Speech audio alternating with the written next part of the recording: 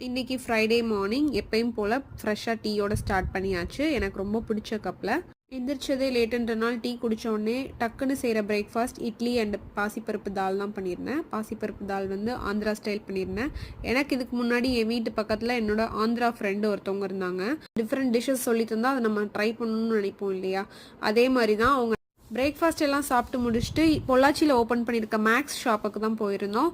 காலையில் சும்மா ஒரு கிளான்ஸ் மட்டும் பார்த்துட்டு எகெயின் ஈவினிங் போய் என்னென்ன தேவை அப்படின்ற செக்ஷனுக்கு போய் இறங்கியாச்சு. என்னென்ன வாங்கணும்னு சொல்லிட்டு நம்ம இருக்கிற ஊரில் புதுசாக ஒரு ஷாப் ஓப்பன் பண்ணாங்கன்னா சும்மாவாது போய் ஒரு கிளான்ஸ் பார்க்கணும்னு சொல்லிட்டு போவோம். பட் நம்ம போயிட்டு ட்ரெஸ் எடுக்காமல் வர மாட்டோம். கண்டிப்பாக ஏதாவது 1 or 2 நம்மளுக்கு தேவை இருக்கும், எடுத்துகிட்டு தான் வருவோம். ஃபைனலி இங்கே பர்ச்சேஸ் பண்ணி முடிச்சுட்டு நைட்டு மாதவாயினில் தான் போய் சாப்பிட்டோம். எனக்கு வந்து இடியாப்பம் அண்ட் நாட்டு சக்கரை போட்ட தேங்காய் பால் தான் வாங்கியிருந்தேன், கூடவே மஷ்ரூம் 65.